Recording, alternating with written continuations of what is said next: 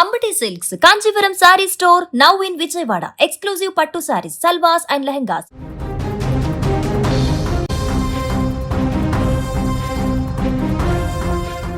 కళాశాలలో చదువుతూ సెలవుల్లో గ్రామానికి వచ్చినటువంటి స్నేహితురాలితో ముగ్గురు బాలికలు ఆనందంగా గడిపారు.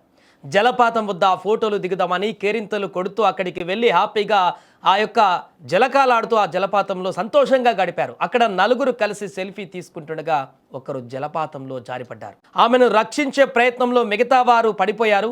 నీటిలో మునిగి ముగ్గురు ప్రాణాలు కోల్పోగా ఒకరికి తీవ్ర గాయాలయ్యాయి. అల్లూరి సీతారామరాజు జిల్లా హుకుంపేట మండలం మజ్జివలస పంచాయతీ జంబువలస గ్రామానికి చెందిన సాలెపు త్రిష, సాలెపు రత్నకుమారి, సాలెపు పవిత్ర, అంజలి వీళ్ళు నలుగురు కూడా స్నేహితులు. వీరిలో త్రిష హుకుంపేట జూనియర్ కళాశాలలో ద్వితీయ సంవత్సరం చదువుతుంది, ఇంటర్. ఇంటర్ పరీక్షలు రాసి సెలవులు కావడంతో గ్రామానికి వచ్చింది ఆమె. పవిత్ర, రత్నకుమారి, అంజలి 10వ తరగతి వరకు చదువుకొని వారు ఇళ్లలోనే ఉంటున్నారు ప్రస్తుతానికి. వీరంతా ఇక తను కాలేజీ నుంచి వచ్చింది కాబట్టి గ్రామానికి చాలా రోజుల తర్వాత హాస్టల్ నుంచి వచ్చేసింది కాబట్టి వీరంతా కలిసి సంతోషంగా ఫ్రెండ్స్ వాళ్ళందరూ కూడా కలిసి అలా సరదాగా బయటికి వెళ్ళి కాసేపు సేద తీరుదామని, లేకుంటే అట్లా జలపాతం వద్ద కాసేపు అలా గడిపి వద్దామని చెప్పేసి అనుకున్నారు. ఆ క్రమంలోనే గురువారం గ్రామానికి సమీపంలో ఉన్నటువంటి అనంతగిరి మండలం వాలాసి పంచాయతీ మలుంగుమ్మి జలపాతం వద్ద వీరు అక్కడికి వెళ్ళి కాసేపు అన్ని పరిసర ప్రాంతాలను చూసి ఫోటోలు దిగి వీడియోలు తీసుకుందామని అక్కడికి వెళ్ళారు. జలపాతము కొండ అంచుల వద్ద వీరు సెల్ఫీలు తీసుకుంటుండగా ప్రమాదవశాత్తు ఒకరు అందులో జారిపడ్డారు. ఆమెను పట్టుకునే ప్రయత్నంలో మిగతా ముగ్గురు కూడా ఒక్కసారిగా జారి ఆ గెడ్డలో పడిపోయారు.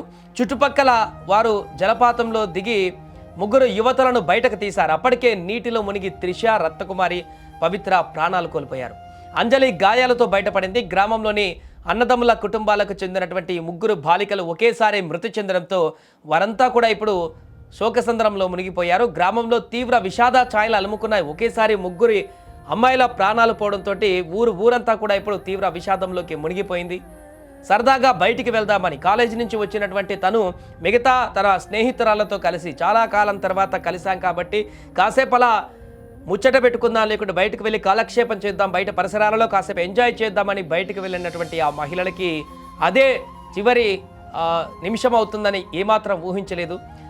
దారుణమైనటువంటి పరిస్థితి. వారు ఎట్టి పరిస్థితుల్లో కూడా ఇలాంటి ఘోరం జరుగుతుందని ఊహించలేదు. సరదాగా కాసేపు జలకాలు ఆడుకుందాం, అక్కడికి వెళ్దాం అనుకున్నారు. కానీ ప్రమాదవశాత్తు జరిగినటువంటి దుర్ఘటన ముగ్గురి ప్రాణాలను తీసింది. ఒకరికి తీరని ఆవేదనను మిగిల్చింది. ఇప్పుడు తన స్నేహితులు తన కళ్ళ ముందే చనిపోయినటువంటి ఆ యొక్క దృశ్యాలను చూస్తూ తన జీవితం మొత్తం కూడా ఆ యొక్క తీవ్రమైనటువంటి వేదనతో బతకాల్సిన పరిస్థితి ఇంకొక మహిళకి ఏర్పడింది. ఏదేమైనా కూడా ఈ ఘటన పట్ల ఒక్కసారిగా ఆ కుటుంబాలలో తీవ్రమైన విషాదం నెలకొంది. వారందరూ కూడా ఇప్పటికీ నమ్మలేకపోతున్నారు. ముగ్గురు అమ్మాయిలు ఎట్ ఏ టైం చనిపోవడం అంటే ఆ కుటుంబంలో ఎంత పెద్ద విషాదాన్ని నింపిందో అర్థం చేసుకోవచ్చు. వారందరూ కూడా కాలేజీ నుంచి వచ్చింది నా బిడ్డ చాలా రోజుల తర్వాత ఇక్కడ ఉంటుంది, ఇంకా ఈ సమ్మర్ వరకు, నెక్స్ట్ కాలేజీలో జాయిన్ అయ్యే వరకు, పై చదువులకు వెళ్ళే వరకు అని చెప్పేసి సంతోషంగా అనుకున్నారు. కానీ అదే వారికి పాపంగా మారుతుందని ఊహించలేకపోయారు. సమ్మర్లో ఇంటికి వచ్చినటువంటి తను ఏ రకంగా ఫ్రెండ్స్తో బయటికి వెళ్ళి చనిపోతుందని చెప్పేసి, వారు ముగ్గురు చనిపోతారని చెప్పేసి ఎవరు ఊహించలేదు.